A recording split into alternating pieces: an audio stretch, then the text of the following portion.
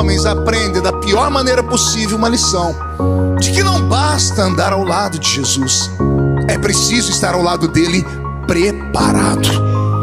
E eu costumo dizer, fácil.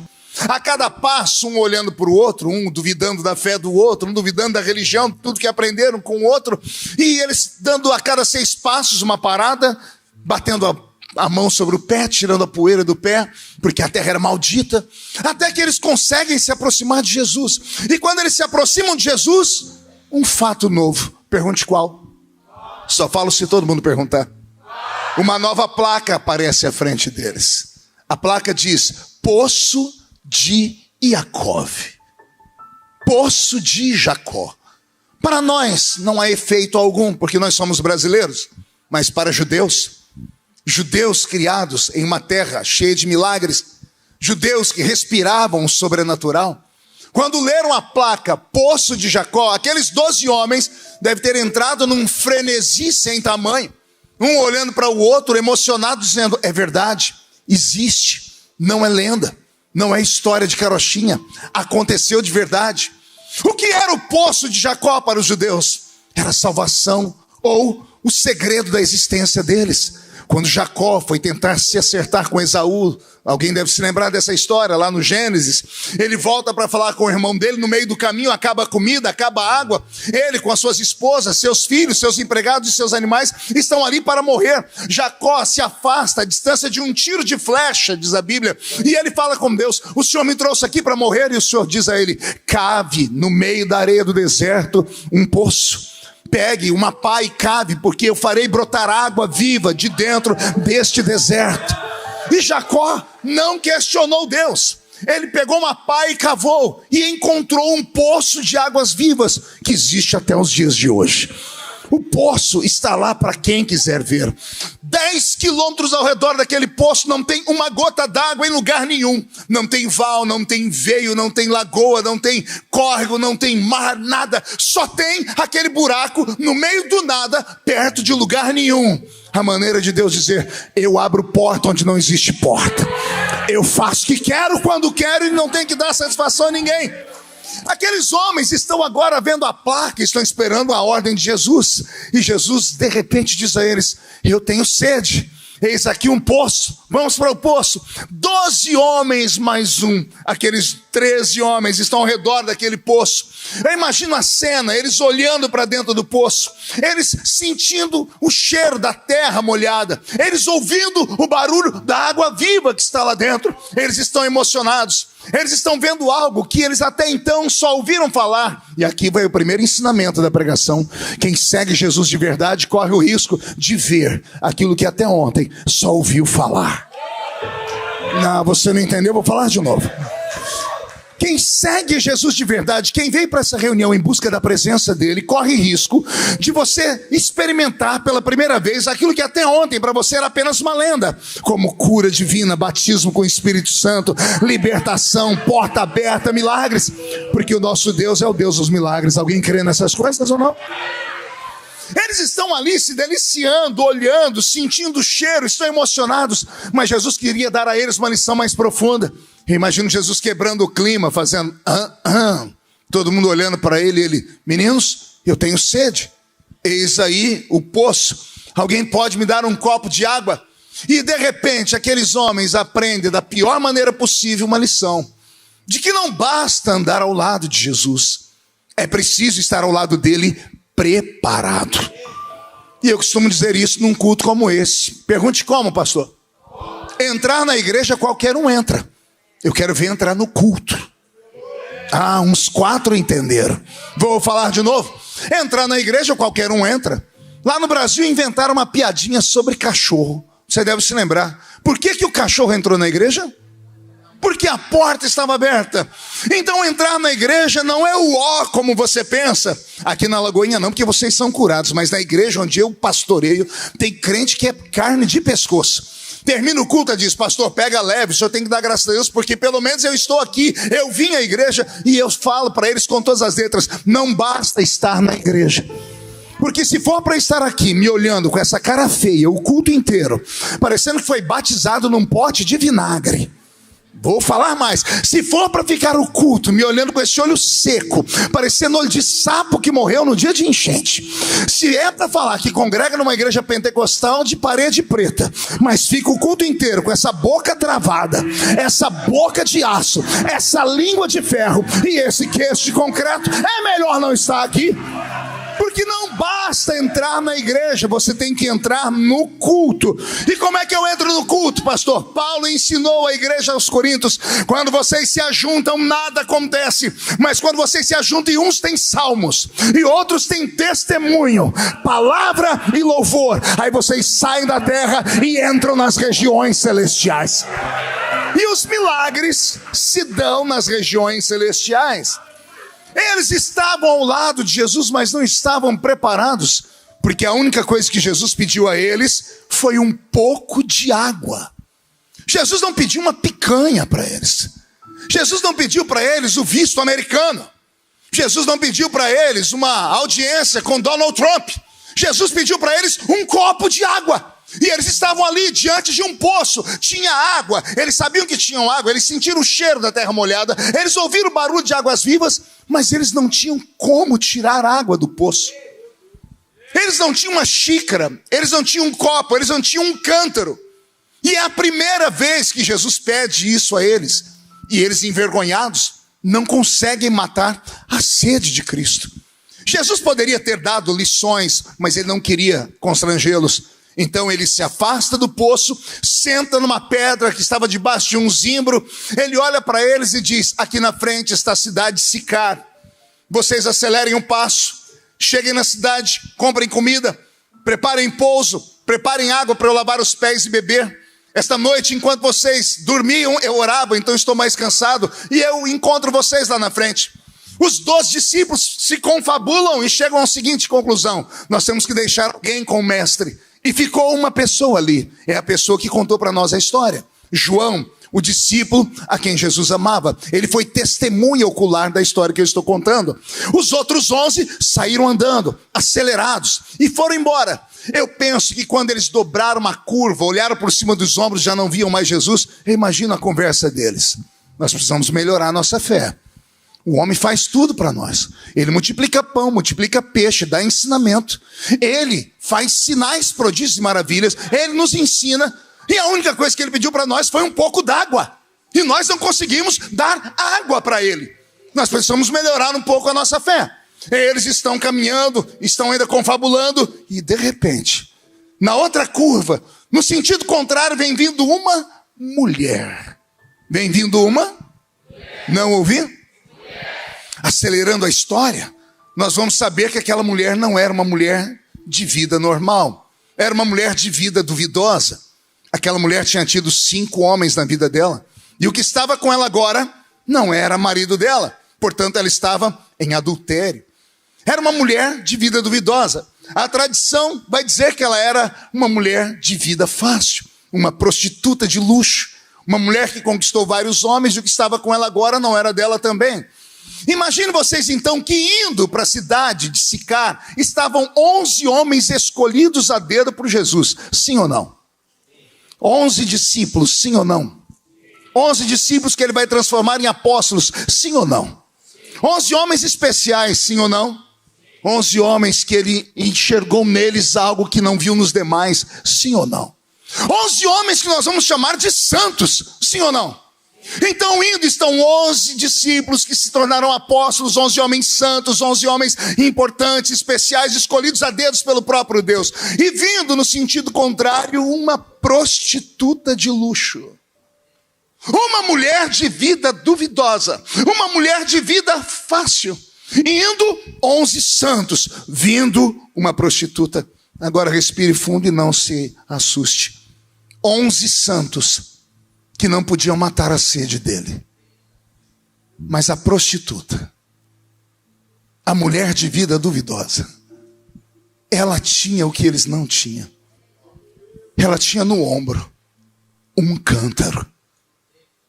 A prostituta, aquela que ninguém dava nada por ela, aquela que as pessoas a ignoravam, aquela que era julgada, pré-julgada, que sofria preconceito, ela poderia facilmente matar a sede do eterno, do Deus encarnado, mas os 11 puros e santos não conseguiam. Às vezes, quando eu medito nisso, eu choro, porque eu fico imaginando o que acontece nos nossos cultos. Tem cultos e cultos. Tem cultos que o céu desce e a gente não quer que a igreja, que o culto termine, a gente quer dormir dentro da igreja. Tem dias que a gente se questiona, o que eu vim fazer aqui na igreja? Mas em todos os cultos desse que foi bom para você e do que também não foi bom, sempre tem alguém nos visitando. E interessante, a pessoa que nos visita nunca foi a uma igreja e de repente, olha a pessoa chorando no culto. Olha a pessoa sentindo algo divino. Olha a pessoa falando com um amigo, você contou a minha vida para aquele homem lá, para aquela mulher que está pregando. E aí o outro, do outro lado, está um crente, batizado nas águas, batizado com o Espírito Santo, dizimista, fiel, que vai nas campanhas, que faz de tudo. A pessoa fica abrindo a boca de sono o culto inteiro. A pessoa não sabe o que está fazendo ali naquele dia. E aí eu fico imaginando como pode. Tem cultos que nós, os santos, não conseguimos matar a sede dele. Mas tem culto que os piores entre nós conseguem tocar o coração dele de uma maneira extraordinária. Sabe que eu me lembrei quando eu era garoto pregando lá em Ribeirão Preto, numa cruzada evangelística. Eu era bem pequenininho, devia ter uns 13 anos de idade, sofria de inanição. Eu estava pregando num coreto. Alguém lembra de coreto aqui? Aquelas coisas da praça. Eu pregando no coreto. E quando eu fiz o apelo, escutamos um grito, procuramos o barulho e veio da direita. Lá na esquina tinha um prostíbulo, e lá vem uma mulher seminua, uma prostituta. Ela veio arrancando os cabelos, literalmente. Ela se jogou na frente daquele coreto na praça, enfiou a mão nos seus seios aqui, arrancou um maço de cigarro, tubinhos de cocaína, e jogou em cima daquele lugar onde eu estava pregando. E ela se dobrou e chorava. Ela chorava e gritava, mas ela estava tão mal vestida que as vergonhas dela eram explícitas, estava todo mundo vendo. E ela chorando, daqui a pouco ela deu um grito e começou a orar em outras línguas, nas línguas estranhas que eu já ouvi alguém orar aqui dentro nessa noite. E quando ela começou a orar em línguas, eu fiquei feliz, eu era menino. De repente, 2 irmãs que estavam ali naquele culto, com a Bíblia aqui no peito, com um coque na cabeça, vieram marchando para cima da mulher, botaram a mão na cabeça dela e começaram a repreender o demônio dela. E eu perguntei daqui de cima do público, o que as senhoras estão fazendo? Elas, você não entende disso, que você é um menino. Eu falei, mas ela não tem demônio não, ela está falando em línguas. Uma delas debochou dizendo assim, você não tem o dom de discernir espíritos. E falou, você acha mesmo que o Espírito Santo entraria num lixo humano como esse? Eu tinha só 15 anos, ou 13 anos, eu não tinha a experiência de hoje. Porque se eu tivesse, eu teria colocado aquelas 2 senhoras no lugar delas com toda a educação possível. E iria primeiro perguntar para elas se alguma delas tinha um furo na mão esquerda, ou um furo na mão direita, ou se tinham elas furo nos pés, ou um furo do lado direito da costela delas. E se alguma delas afirmasse para mim que tivesse essas 5 chagas, eu pediria para elas a certidão de nascimento. Queria ver se o nome delas era Yeshua. Queria saber se o pai delas humano era Yosef e o pai divino era Yahvé. Porque somente esse pode dizer se o ser humano presta ou não presta. Nenhum ser humano pode dizer que o outro nada vale. Aleluia. Às vezes eu me pergunto, como pode um sujo falar de um mal lavado? Eu sei que nessa história, essa mulher vai dar uma lição em todos nós. Porque ela vai se aproximando do poço onde está Jesus com sede. Mas ela também tem um problema. Pergunte qual? Ela é samaritana. E Jesus foi detectado por ela como judeu, pela roupa que ele usava, uma estola sacerdotal branca, uma roupa de profeta. E do lado, o discípulo dele, João, usando uma outra roupa de judeus. E aquela mulher sabe que ali estão 2 judeus e um deles é santo. E ela é uma prostituta. Como os 2 são judeus e um deles é santo, ela sabe que o espírito da profecia ainda habita no seu povo. Então ela sabe que mesmo sendo inimigos, são filhos de Abraão.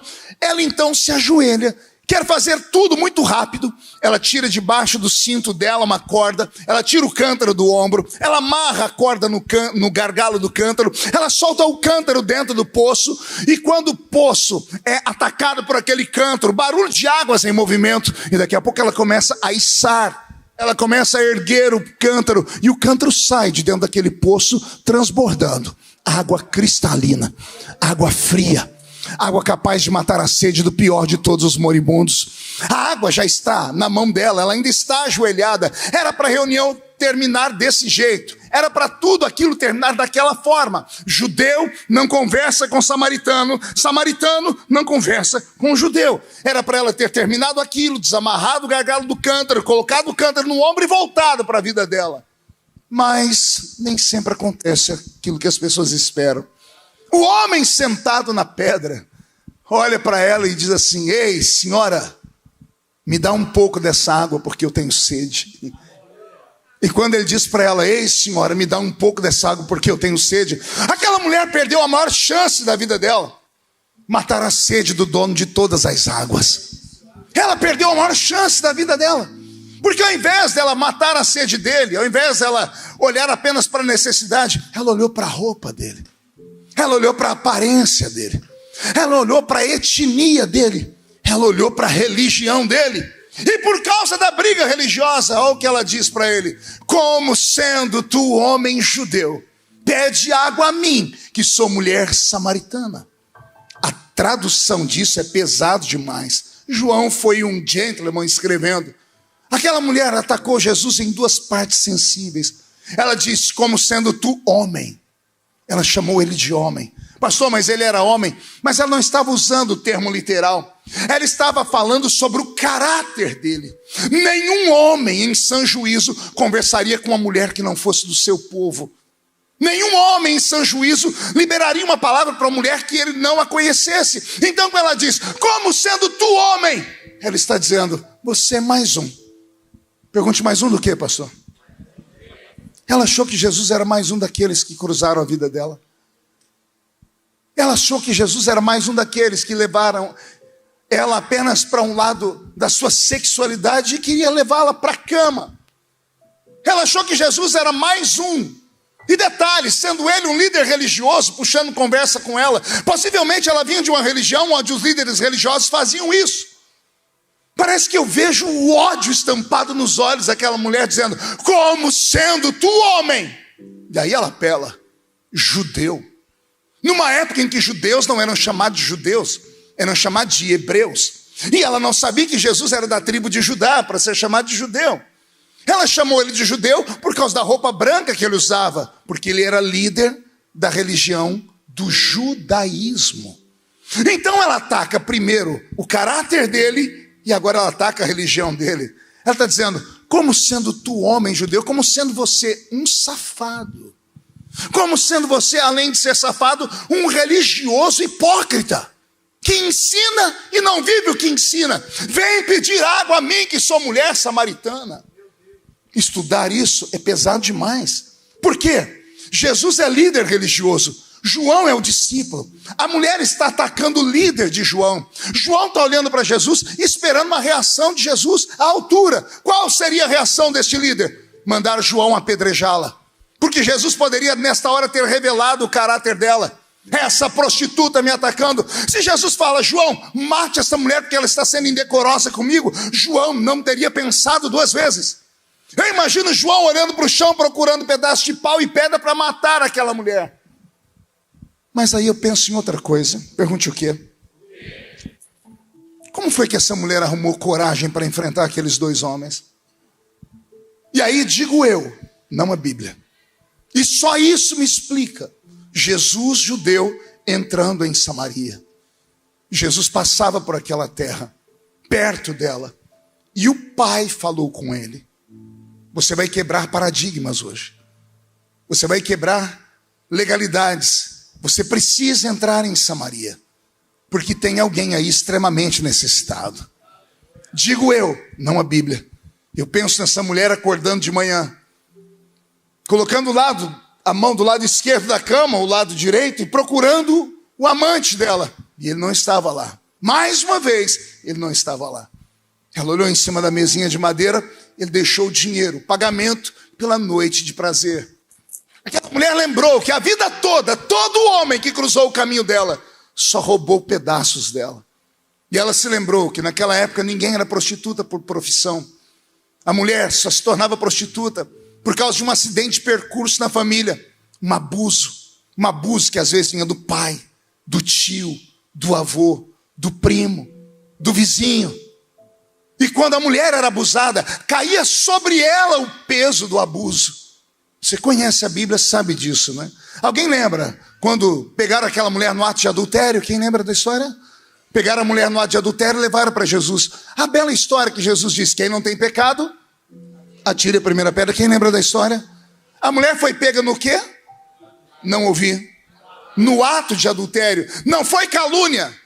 Ninguém falou, eu ouvi falar. Ela foi pega no ato. Não tem como adulterar sozinho.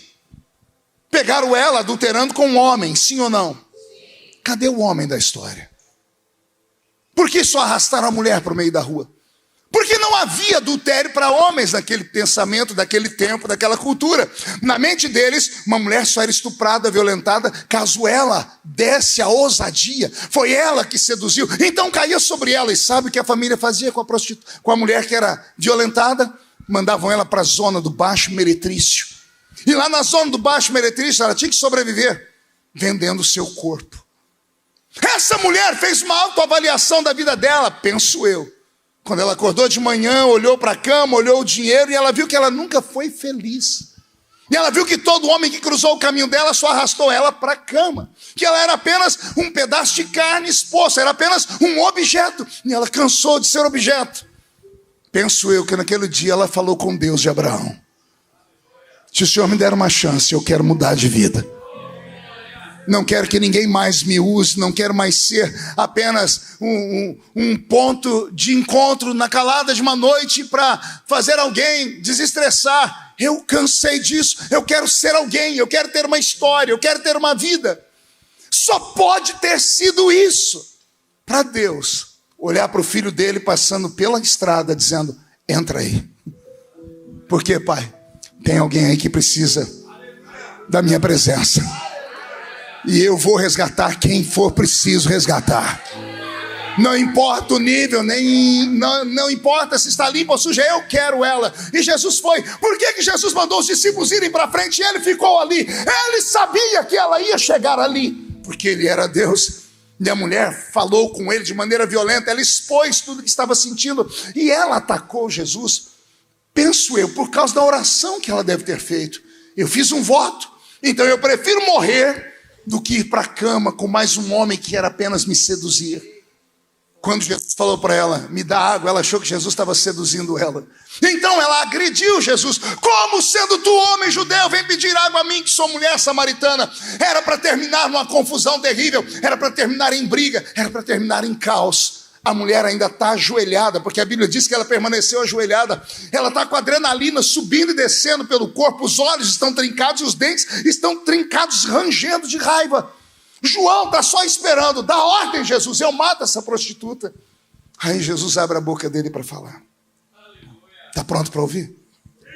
Jesus olha para ele e diz assim: ah, mulher, se tu soubesses quem sou eu que falo contigo, você me pediria água, e eu te daria uma água que quem bebe dela nunca mais tem sede. Nunca mais tem sede. Aleluia.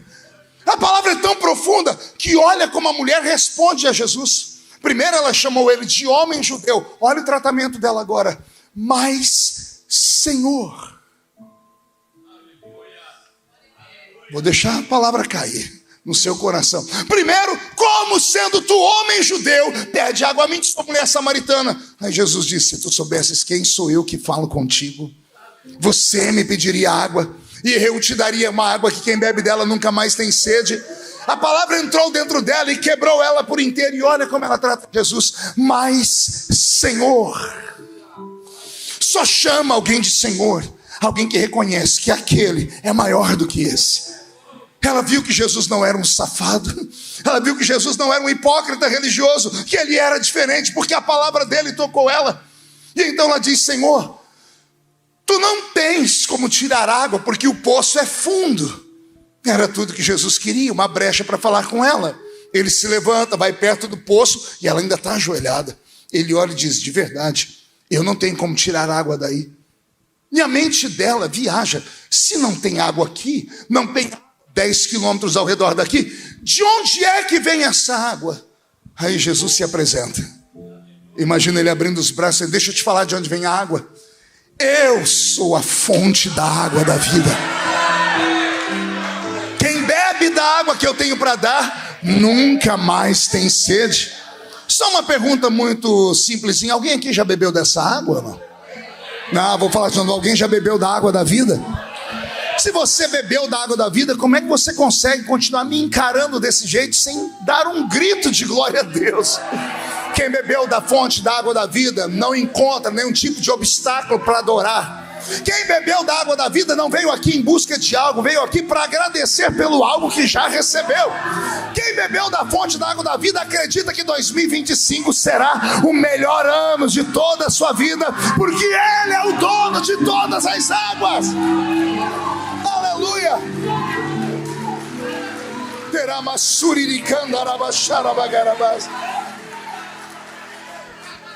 Deixa eu só tentar fechar o sermão. Aleluia, estou sentindo Jesus aqui.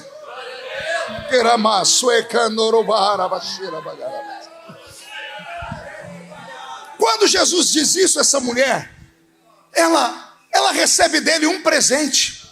E ele fala assim para ela: se as minhas palavras permanecerem dentro de você, vai nascer aqui dentro de você uma fonte. Diga comigo, fonte. Mais uma vez, fonte. Uma fonte de águas vivas, que vai jorrar para a vida eterna. Grave essa palavra fonte. Deixa eu te dar 2 ensinamentos antes de continuar. Eu sei que meu tempo está acabando. Pastor, se eu extrapolar um minutinho, o senhor me perdoa. Veja só. Oh, glória a Deus. O pastor falou que eu posso ir até às 3 da manhã. Tudo falso que eu conheço, crente. Volta. Veja só. 2 coisas eu aprendo aqui. Primeiro, se nós soubéssemos o que significa essa 1 hora de culto que nós temos. Essa 1 hora de louvor. Essa 1 hora de pregação. A primeira vez que eu fui em Israel, pastor, eu sou muito curioso. Eu fui lá nas ruínas da cidade de Sicar. Lá só tem ruínas, não existe cidade mais. Chegando nas ruínas da cidade de Sicar, eu fiz peregrinação. Eu caminhei no caminho da mulher. E eu saí da cidade, fui até o poço para saber quanto tempo ela gastou. 25 minutos cravado no relógio. Da cidade, ou das ruínas da cidade, até o poço de Jacó. Você é bom de matemática? Vai somando aí. 25 minutos. Aí eu fiz todo o trajeto. Eu parei na frente do poço, eu ajoelhei, eu fingi tirar um cântaro daqui. Eu fiz tudo.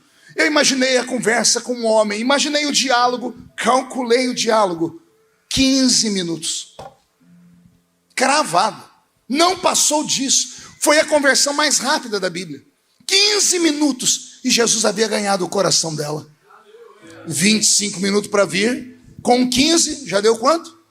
40. Aí a Bíblia diz que a mulher deixou o cântaro e correu para a cidade. Lá vou eu correndo para as ruínas de Sicar. Cheguei lá com a língua para fora. Olhei no relógio, 20 minutos cravados. Economizei 5 minutos correndo. 40 com 20. Quanto dá? 60 minutos é igual a uma? Diga para o seu irmão, 1 hora. É tudo que Deus precisa da sua vida. Olha o que aconteceu com aquela mulher em 1 hora. 1 hora antes dela encontrar Jesus. Ela saiu da cidade com um cântaro, as pessoas olhavam para ela e diziam, shalom, shalom. Quando ela virava as costas, o povo dizia, lá vai a Kenga. Lá vai a destruidora de lá. Ela virava, como é que é? Diz, shalom, shalom. Porque todo mundo é hipócrita, ninguém fala na frente. Todo mundo chamava ela de destruidora de lá. Lá vai a mulher 1 hora antes, saindo da cidade como uma prostituta de luxo. 1 hora depois, ela volta para a cidade como a maior missionária do Novo Testamento. Não entendeu? Eu desenho para você. A Bíblia diz que ela deixou o cântaro e entrou na cidade aos gritos, aos berros. Ela entrou dizendo, encontrei um profeta, encontrei o Messias. Ela não foi contar para o vizinho, nem para a comadre, nem para a amiga. Ela entrou dentro da cidade, de rua em rua, e anunciou o Messias de Israel que lá estava. A Bíblia diz, a cidade inteira Não foi um, nem dois, nem três. A cidade inteira desceu no poço. E lá no poço, Jesus fez um culto que durou até a tarde. Jesus curou enfermos, pregou a sua palavra e houve um avivamento naquela cidade. A Bíblia diz que no final da tarde, quando as pessoas estavam voltando para a cidade, a mulher ainda estava sentada no meio-fio da estrada, chorando na rua. E alguém dizia para ela: agora cremos, não porque te ouvimos, agora cremos porque os nossos olhos viram que ainda existe profeta em Israel. Eu não sei como você entrou aqui, mas eu sei como você pode sair daqui essa noite. Você pode sair daqui como um profeta, como uma profetisa. Você pode sair daqui como um missionário, como o maior avivalista da sua geração. Você pode sair daqui para ser pastor da maior igreja jamais fundada nos Estados Unidos. Você pode sair daqui como resposta de Deus para o seu vizinho, para o seu patrão. Deus pode começar a te usar com o dom de curar os enfermos, expulsar os demônios. Você pode sair com autoridade para andar pelas ruas aqui dessa terra de Bridgeport, agarrando demônios pelo chifre e mandando para o limbo do inferno Zé Pilindra, Zé Pilantra, Chucaveira, Tranca-Rua, Preto Velho. Deus pode te dar autoridade e você começar a fechar os centros de feitiçaria dessa terra. Eu não acredito que Deus tenha te trazido para cá, brasileiro, apenas para encher o bolso de dólar e apenas para ter um visto americano. Eu olho para vocês e não vejo homens e mulheres, eu vejo resposta de oração de americanos. Como assim, pastor? Eu olho para alguns de vocês e vejo resposta de homens e mulheres que ainda estão vivos, aguardando um avivamento sobre esta terra. E se Deus ainda é Deus, vai haver um avivamento aqui nessa terra. Um Deus não levantaria uma igreja em 45 dias, trazendo uma infinidade de dólares de gente que veio uma vez e nunca mais voltou à toa.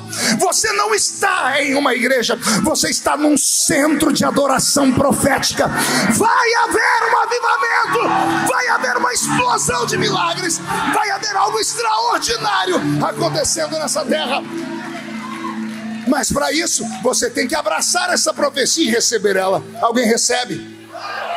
Desculpe, eu sou velho e atrevido. Levante a mão direita para o céu comigo, só quem querer. Chacoalhe a mão assim.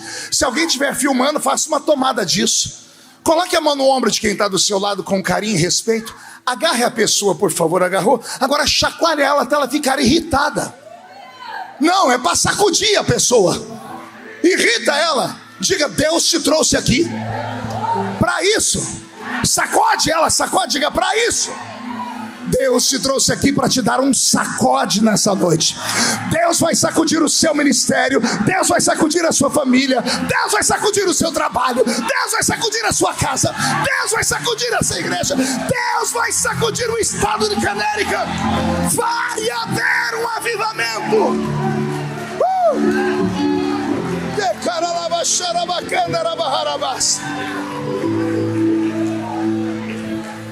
E para encerrar, vem a parte mais difícil. Agora eu peço que todos sentem, respira fundo, porque o que eu vou falar agora é profundo.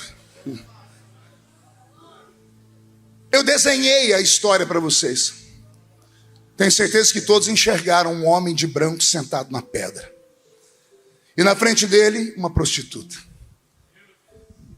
Me ajude a responder essa pergunta, que ela tem um cunho filosófico.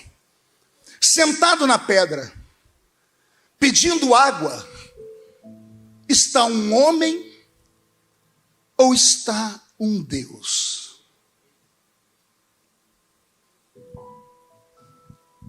Quem está com sede? Jesus ou o Cristo?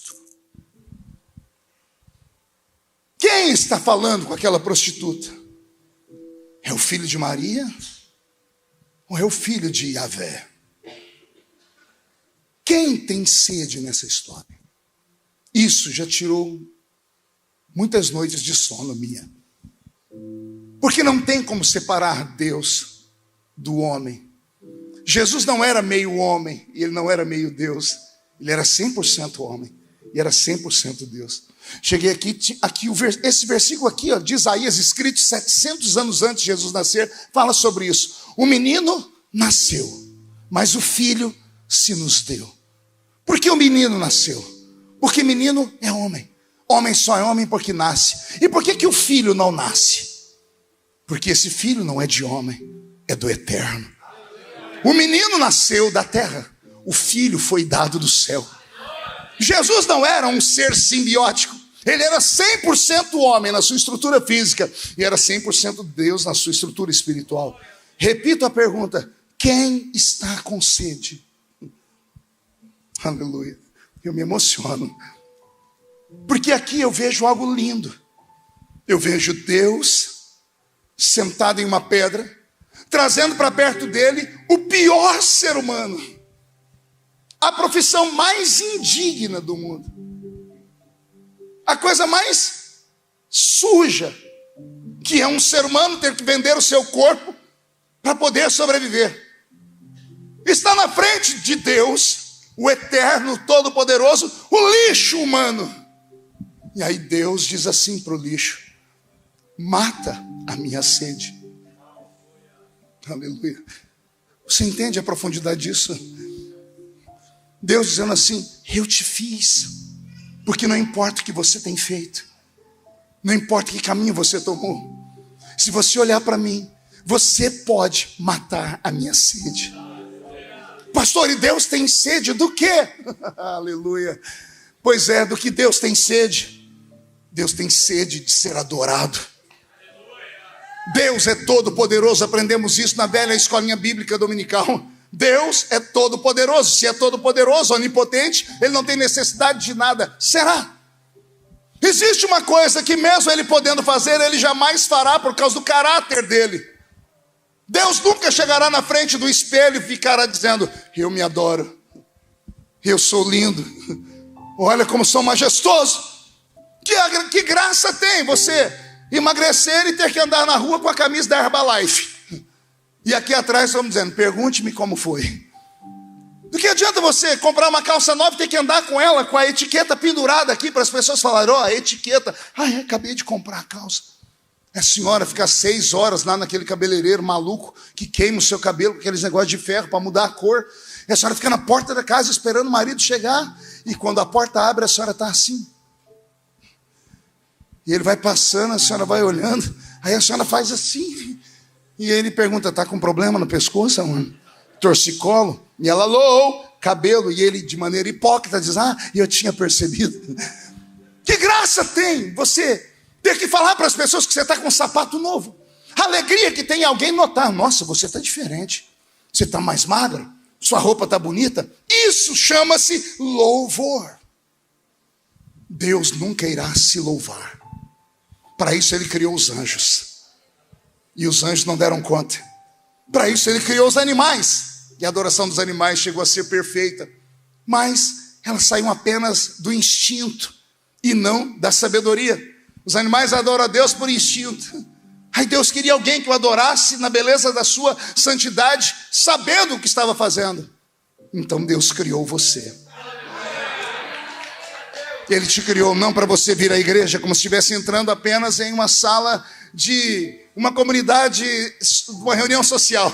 Igreja não é como o Rotary Club. Lembra do Rotary do Brasil? Igreja não é como o Lions Club. Igreja não é como a maçonaria. Nesses lugares só vão os perfeitos. Igreja, meu velho pastor dizia: igreja é igual curva de rio, meu filho. Tudo que não presta vai parando ali. Aqui vem o lixo, mas antes do culto terminar, desce do céu aquele chuveiro da graça, e o lixo vira luxo. E o homem que até ontem os cachorros lambiam a boca dele na rua, agora se torna um profeta. Aqui é o lugar do ponto de encontro entre Deus e o homem.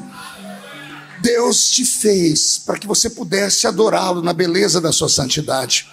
Por mais cultos barulhentos no nosso meio, por mais cultos cheios desta unção, por mais cultos emocionantes, porque o Senhor está na casa. Quando Ele está na casa, o resto é resto. Quando a presença dEle está aqui, tudo está bem. Se Ele está aqui, você pode sair daqui tranquilo. Ele vai te acompanhar até a sua casa. A única coisa que Ele te pede é: abre a boca e adora meu nome. Se puder levantar a mão para adorar o meu nome, se puder ficar de pé para me adorar, se puder saltar para me adorar.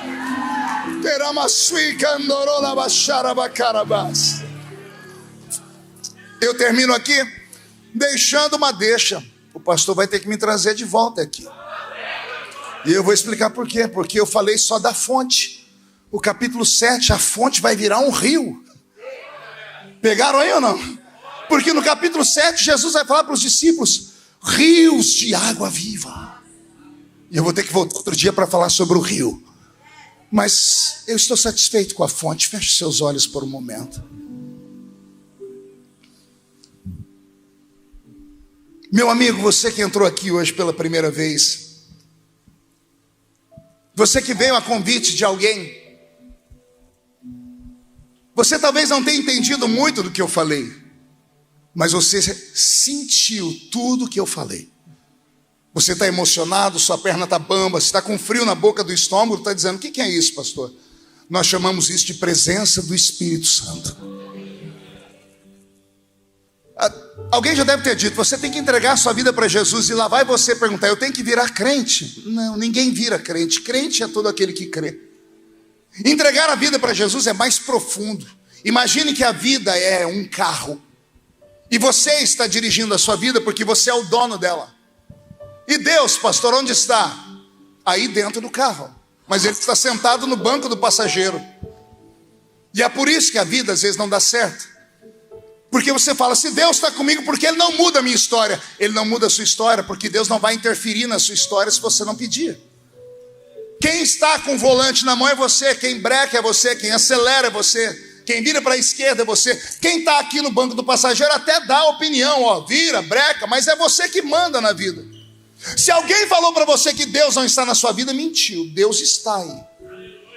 Só que a pergunta que fica é: se Deus continuar no banco do passageiro, para onde vai a sua vida?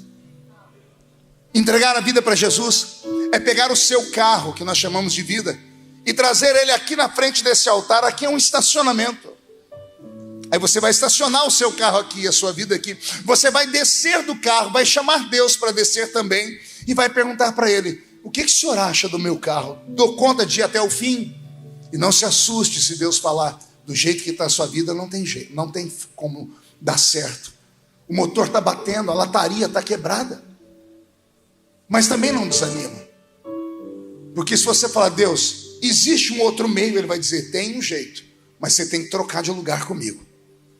Você vai para o banco do passageiro e me deixa pegar o volante, porque eu conheço um caminho melhor. Eu sei onde devo brecar, eu sei quanto de combustível precisa. Entregar a vida para Jesus é isso, amigo. Foi o que eu fiz quando eu era criança. Menino pobre, cortador de cana de açúcar no interior de São Paulo, drogado. Entrei numa igreja, não entendi nada do que o pregador falou, mas eu senti tudo que ele falou. E quando me deram a chance, eu corri na frente do altar e entreguei minha vida. Eu nem sabia o que eu estava fazendo. Mal sabia eu que Deus estava assumindo o volante da minha vida. Jesus já assumiu o volante da vida de alguém aqui? Todos nós. A igreja está de olhos fechados, em batalha, orando. Enquanto você pensa, amigo, se quer ou não entregar a sua vida para Jesus, eu tenho um outro convite, que talvez seja até mais forte. Eu prego aqui em Bridgeport há 30 anos. E eu vi igrejas aqui crescerem e terminarem. E o Senhor fala ao meu coração que existem pessoas aqui que estão afastadas do caminho do Senhor. Homens e mulheres que ficaram magoados com a igreja. Gente que se escandalizou com homens. Gente que no meio da caminhada tombou, caiu, se jogou ou te jogaram.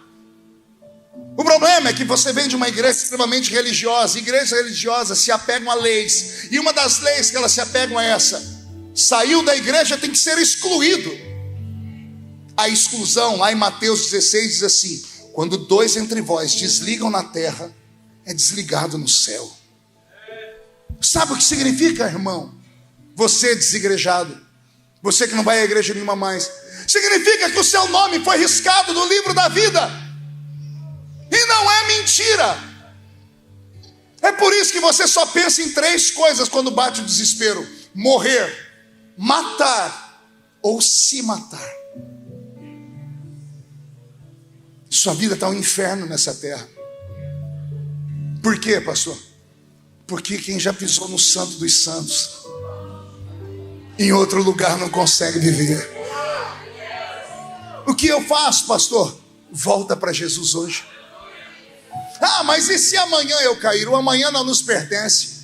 Eu queria só ter certeza que você pelo menos vai sair daqui salvo hoje. O restante é com Deus. E o que eu faço? A igreja toda vai fechar os olhos. E eu queria perguntar se você tem coragem de dar mais uma chance a si mesmo, vindo aqui na frente desse altar. Porque se você vier aqui, nós vamos orar por você. E Deus vai reescrever a sua história. Tudo que foi roubado será devolvido. E se há entre nós algum ser humano que se diz, eu sou um ex-ungido, eu tenho uma palavra para você: não existe ex-ungido. Deus não erra quando chama. Não interessa o que aconteceu, o que interessa é o que Deus tem para fazer agora. A igreja de olhos fechados. Tem alguém que gostaria de sair do seu lugar e vir aqui perto de mim, para que eu possa orar pela sua vida? Tem coragem de, nesse último culto do ano, respirar pela primeira vez em meses e dizer assim: eu quero? Isso, pode vir chorando, filha. Não existe outro caminho, só existe esse. Isso. Tem mais alguém? Isso, moço. Pode vir. A igreja orando. A igreja orando. Porque a igreja está em silêncio agora, mas o céu está fazendo festa. Os anjos estão fazendo festa nessa hora. Está vindo mais pessoas. Venha, nós estamos te esperando. Não tenha medo, não tenha constrangimento nenhum. Venha arrastando os pés pesados. Grilhões estão te prendendo aqui. O Senhor vai trazer um tempo de libertação sobre a sua vida. Você vai sair daqui leve, transformado, um nome escrito no livro da vida. E o ano que vem, quem viver verá para contar a sua história. A igreja de olhos fechados orando. Tem mais alguém? Porque eu já extrapolei o horário, senão o pastor não deixa nunca mais pisar aqui. Mais alguém? Dou-lhe uma. A porta vai fechar. Dou-lhe duas. Escapa-te por tua vida. Não deixe o diabo colocar um ponto final onde Deus ainda está escrevendo. A igreja vai estender as mãos para cá. O pastor vai se aproximar para eu devolver o microfone para ele. Senhor, eu coloco nas suas mãos, com o coração quebrantado, essas vidas preciosas que aqui estão. Homens e mulheres que estão tomando essa decisão, que é uma das decisões mais sérias da existência, que é fazer um pacto com o Criador. Neste momento, Senhor, o nome deles está sendo escrito no livro da vida, e todos os pecados estão sendo perdoados. Nesse momento, Senhor, tudo que foi roubado começa a ser devolvido. E ainda tem pessoas chegando, Senhor, e nós estamos orando. Vai trabalhando, Espírito Santo. Tudo que o Senhor já fez nessas vidas, faça nas que estão chegando ainda. Limpa, liberta, cura, perdoa, escreve o nome no livro da vida.